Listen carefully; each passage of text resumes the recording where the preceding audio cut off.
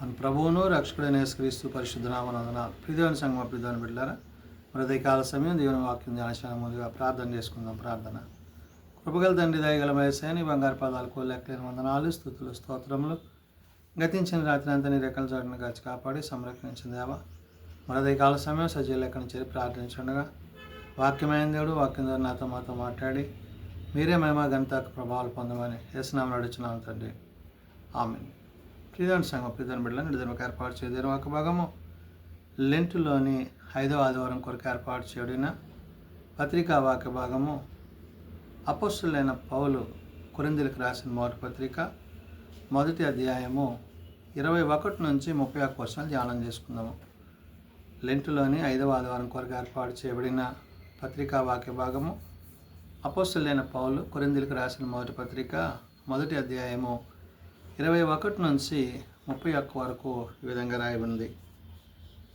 దేవుని జ్ఞానానుసారముగా లోకము తన జ్ఞానము చేత దేవునిని ఎరగకుండినందున సువార్త ప్రకటనను వెరితనము చేత నమ్మువారిని రక్షించుట దేవుని దయాపూర్వక సంకల్పమాయను.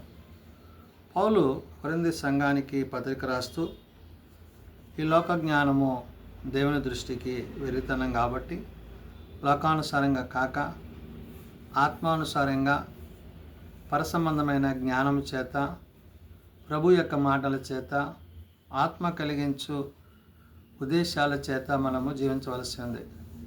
కాబట్టి ఇక్కడ పౌలు అంటున్నాడు, దేవుని జ్ఞానానుసారముగా లోకము తన జ్ఞానము చేత అంటాడు. ఎవరైతే దేవుని జ్ఞానానుసారంగా మరి జీవిస్తారో వారు లోకము తన జ్ఞానము చేత దేవునిని ఎరుకుకుండినందున అంటాడు. అంటే ఈ లోక జ్ఞానం చేత నువ్వు ముందుకెళ్తే నువ్వు దేవుని తెలుసుకోలేవు, దేవుని జ్ఞానం నీకు అందదు అని చెప్తూ సువార్త ప్రకటనను వెర్రితనము చేత అంటున్నాడు. అంటే ఈ లోక జ్ఞానము దేవుని మాటను దేవుని ఉద్దేశాన్ని మరి సువార్తను వెర్రితనంగా చూస్తుంది. అందుకే అంటున్నాడు, సువార్త ప్రకటనను వెర్రితనము చేత నమ్మువారిని రక్షించుటకు అంటున్నాడు. అంటే ఎవరైతే తాము ఆ యొక్క వాక్యాన్ని విసర్జిస్తున్నారో అది వారికి వెర్రితనంగా కనపడుతుంది, కానీ రక్షించుటకు దేవుని దయాపూర్వక సంకల్పమైన అంటున్నాడు.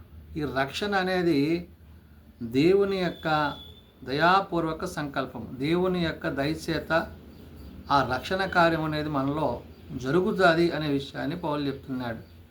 అంటే ఈ లోక జ్ఞానానుసారంగా నువ్వు జీవిస్తే దైవికమైన ఆలోచనలు కలిగి ఉండవు కాబట్టి రక్షణ విషయంలో నువ్వు నిర్లక్ష్యంగా ఉంటావు.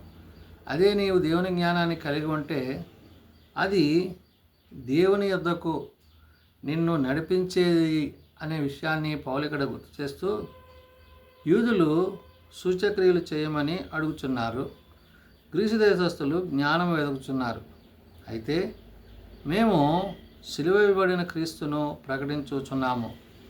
పౌలు ఏమంటున్నాడు ఇక్కడ, యూదులంట సూచక్రియలు చేయమని అడుగుతున్నారంట. అంటే సూచకాలు, అద్భుతాలు, ఆశ్చర్యకార్యాలు వారికి కావాలి, వాటి మీద వారు మనసు కలిగి ఉన్నారు. గ్రీసు దేశస్తులు వచ్చే జ్ఞానాన్ని వెతుకుతున్నారంట. అంటే జ్ఞానం సంపాదించడం ఎలాగా, జ్ఞానానుసారంగా జీవించడం ఎలాగా అని ఆలోచిస్తున్నారు. కానీ పౌలు అంటున్నాడు, అయితే మేము సిలువ వేయబడిన క్రీస్తును ప్రకటించున్నాం. అంటే ఎవరైతే మన కోసం, మన రక్షణ కోసం, మన విమోచన కోసం సిలువ వేయబడ్డారో ఆ ప్రభువును బట్టి, అందుకనే సిలువ వేయబడిన క్రీస్తును ప్రకటించుచున్నాము అంటున్నాడు. అంటే ఒకప్పుడు ప్రభువు యొక్క మాటలను, ప్రభు యొక్క ఉద్దేశాలను అంగీకరించని తాను నేడు క్రీస్తును అంగీకరించి రక్షకునిగా చేర్చుకుని ఆత్మ సంబంధమైన కృపావారాల చేత నింపబడి అదే ప్రభువుని గురించి ప్రకటించువాడై ఉన్నాడు. అందుకే అంటున్నాడు, అని యూదులకు ఆటంకముగాను అన్యజనులకు వెర్రితనముగాను ఉన్నాడు. కానీ యూదులకేమి గ్రీసు దేశస్థులకేమి పిలువబడిన వారికే క్రీస్తు దేవుని శక్తియు దేవుని జ్ఞానమునై ఉన్నాడు అంటాడు. అంటే ఎవరైతే తమ హృదయాలలో దేవుని చేర్చుకుంటారో, వాక్యాన్ని చేర్చుకుంటారో, విశ్వాసాన్ని కలిగి ఉంటారో వారికే ఆయన రక్షకుడు తప్ప ఇక్కడ పౌలు చెప్తున్నట్టు యూదులకి ఎలా ఉన్నాడంట? ఆటంకంగా ఉన్నాడు. అన్యజనులకేమో వెరితనంగా ఉన్నాడంట. ఎందుకని? వారి హృదయాలు లోక జ్ఞానంతో నిండి ఉన్నాయి కాబట్టి, పరసంబంధమైన జ్ఞానానుసారంగా వారు జీవించట్లేదు కాబట్టి పౌలు ఇక్కడ చెప్తున్నాడు, ఆయన యూదులకు ఆటంకంగా ఉంటున్నాడు, అన్యజనులకేమో వెరితనంగా ఉన్నాడు. కానీ యూదులకేమి, గ్రీసు దేశస్తులకేమి, ఎవరైతే పిలువబడిన వారు ఉన్నారో వారికి క్రీస్తు దేవుని శక్తియు దేవుని జ్ఞానమునై ఉన్నారు. ఎవరు తమ హృదయాల్లో ఆయన ఆహ్వానిస్తారో వారే ఆ యొక్క దేవుని యొక్క శక్తియు జ్ఞానమును కలిగిన వారే ఉంటారు. అందుకనే పౌలు అన్నాడు, దేవుని వెర్రితనము మనుష్యుల జ్ఞానము కంటే జ్ఞానము గలది, దేవుని బలహీనత మనుష్యుల బలము కంటే బలమైనది అంటున్నాడు. అంటే దేవుని యొక్క వెర్రితనము అంటే మనుషులకు ఎలా ఉందంట? జ్ఞానం అంటే మనుష్యుల జ్ఞానం కంటే జ్ఞానం కలిగి, మన జ్ఞానమే ఉన్నతమైందని మనం అనుకుంటున్నాము, ఈ లోక జ్ఞానము. కానీ దానికంటే ఉన్నతమైనది దేవుని జ్ఞానం అనే విషయాన్ని వారు గ్రహించట్లేదు. కాబట్టి దేవుని బలహీనత మనుష్యుల బలము కంటే బలమైనది. అంటే ఇహలోకమందు నువ్వు బలహీనుడు కావచ్చేమో కానీ ఆయన యందు నీవు బలవంతుడవు. ఎందుకంటే నీవు ఆయనను నీ హృదయంలో చేర్చుకున్నావు కాబట్టి. అందుకని ఇక్కడ పౌలు అంటాడు, సహోదరులారా, మిమ్మను పిలిచిన పిలుపును చూడడి, మీలో లోకరీతిని జ్ఞానులైనను గనులైనను గొప్ప వంశము వారినైనను అనేకులను పిలువలేదు కానీ అంటాడు. అంటే ప్రభు పిలుపులో ఎలాంటి పిలుపది? ఆయన పిలిచింది, చేర్చుకున్నది, ఆయన యొద్ద ఎలాంటి ఆహ్వానం ఉన్నది అంటున్నాడంటే, ప్రభునందు ఎలాంటి మనం సహోదరులారా మిమ్మను పిలిచిన పిలుపును చూడండి అంటే ఏ పిలుపులో దేవుడు మిమ్మల్ని పిలిచాడో, ఏ స్థితిలో మిమ్మల్ని పిలిచాడో, మీలో లోకరీతిని జ్ఞానులైన ఇది లోకానుసారమైన జ్ఞానాలు పిలవలేదు, గనులైన వారిని పిలవలేదు, గొప్ప వంశం వారినైనాను పిలువబడలేదు. కానీ ఏ శరీరియు అంటే ఏ వ్యక్తి అయినా దేవుని ఎదుట అతిశయింపకుండానట్లు, నేను కాకపోతే నేను అనే అహం ఏదైతే ఉందో అది నేను నాశనానికి నడిపిస్తుందని పౌలు చెప్తున్నాడు. ఏమన్నాడు?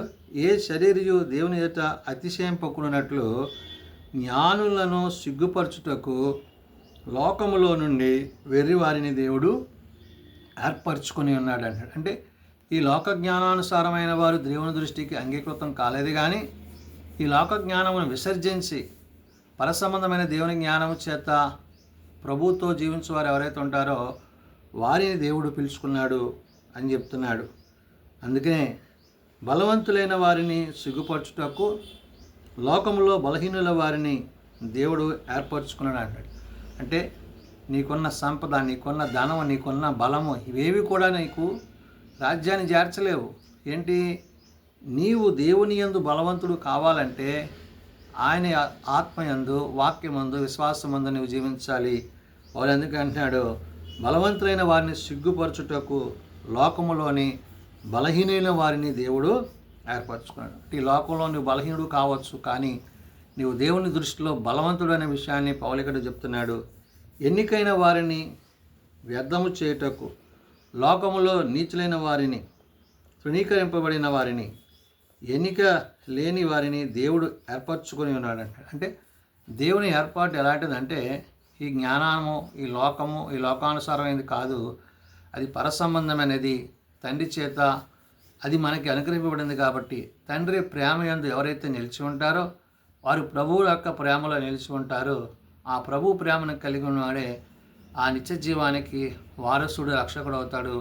కాబట్టి ఇక్కడ ప్రభునందు అతిశయించాలి, ప్రభువుని బట్టి అతిశయించాలి. వాళ్ళు అంటున్నాడు, అయితే ఆయన మూలముగా మీరు క్రీస్తు యేసునందు ఉన్నారు అంట. ఎవరి మూలంగా? తండ్రి మూలముగా ప్రభువునందు మనము ఆనందిస్తూ సంతోషిస్తూ క్రీస్తునందు మనము జీవిస్తున్నాము. అతిశయించువాడు ప్రభువునందే అతిశయింపవలను. మన అతిశయము, మన సంతోషము అది ఏదైనా కానీ, అది ఎలాంటిదైనా కానీ ప్రభువుని బట్టే తప్ప ప్రభు కానిది ఏది కూడా మనకి ఉండకూడదు. ఇహముందనే విషయాన్ని పౌలు కొరింథీ సంఘానికి, సార్వత్రిక సంఘానికి చెప్తున్నాడు.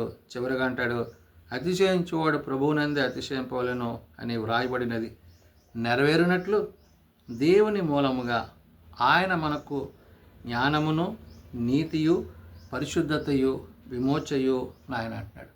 కాబట్టి ఆయన జ్ఞానాన్ని బట్టి, ఆయన ఇచ్చే ఆ యొక్క నీతిని బట్టి, నీతి న్యాయములు యథార్థతలు ఆయన యందు గుప్తమైనవి కాబట్టి రాజైన సొలొమోను అంటాడు, ప్రభువా నీ దేవుడు నీ ప్రజలైన ఇశ్రాయేలుని కాపాడడానికి నాకు జ్ఞానాన్ని దయచేయమన్నప్పుడు దేవుడు తనకి జ్ఞానం దయచేసాడు. అలాగా ప్రభువుని బట్టి నువ్వు జ్ఞానం కలిగి ఉండాలి. లోక జ్ఞానం కాదు, పర సంబంధమైన జ్ఞానం చేత నీవు ఆత్మ సంబంధమైన విషయాల్లో ముందుకెళ్తూ పౌలు సెలవిస్తున్నట్లు ఇక్కడ అన్నాడు, దేవుని మూలముగా ఆయన మనకు జ్ఞానమును, నీతియు, పరిశుద్ధత అన్నాడు. ప్రభువుని బట్టి జ్ఞానము, ప్రభువుని బట్టి నీతి, ప్రభువుని బట్టి పరిశుద్ధత కలిగి ఉంటే విమోచనము ఆయన అన్నాడు. అంటే ఈ లోకము నుండి, పాపం నుండి విడిపింపబడి పరిశుద్ధముతోనూ నీతితోనూ జీవించి ప్రభు యొక్క రాజ్యములో ప్రభు వచ్చినప్పుడు ఆయన ఎదుట నిందారహితుడిగా, నిర్దోషిగా నిలవబడి ఆయన రాజ్యమందు నువ్వు చేర్చబడతావని ఆనాడు కొరింథీ సంఘానికి, నేడు సార్వత్రిక సంఘానికి పౌలు ఈ మొదటి పత్రిక ద్వారా తెలియజేసిన మాటలు. ప్రార్థన చేసుకుందాం. మమ్మల్ని మిక్కిలిగా ప్రేమించిన మా తండ్రి, కృప కలిగిన దేవా, అవును నాయన, లోకమందున్న నీవు, ఈ లోకాశల యందున్న మేము మా యొక్క ఆశలను, మా ఆలోచనలను సరిచేసుకొని లోకమును వాటిని ప్రేమించక పర సంబంధమైన పరలోక జ్ఞానము చేత, నీ మాట చేత, నీ వాక్కు చేత, తండ్రి యొక్క ప్రేమ చేత ప్రేమింపబడి ప్రభువా నీ యందు విశ్వాసములో కొనసాగుతూ మా కొరకు మీరు ఇచ్చిన యొక్క రక్షణ ఏదైతే ఉందో ఆ రక్షణ కొనసాగించుటకు నీ సహాయం మాకు దయచేయండి. మేము బలహీనలం, మమ్మల్ని బలపరిచారు. మేము రోగులం, మమ్మల్ని స్వస్థపరిచారు. మాకు కావలసిన వాటిని సమస్తాన్ని సమకూర్చారు.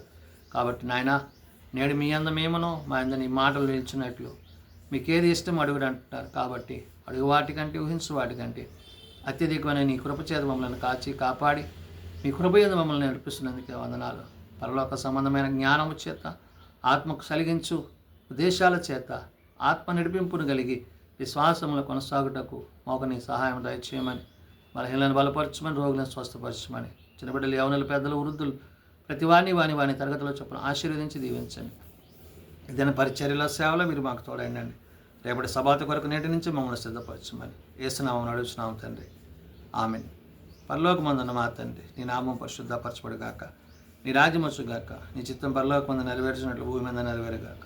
మా ఆనందనాలను మాకు దయచేయం. మేము ప్రార్థన చేసిన వారిని మేము క్షమించి ఉన్న ప్రకారం మా ప్రార్థనలను క్షమించు.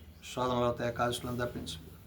రాజ్యము, శక్తి, మహిమ నిరంతరము నీవే నావు తండ్రి, ఆమేన్. మన పరమతైన దేవుని ప్రేమ, ప్రభువైన యేసుక్రీస్తు కృప, ఆదరణకర్త అయిన పరిశుద్ధాత్మ సహాయము సదా తోడేయండి, సంరక్షించునుగాక. ఆమేన్.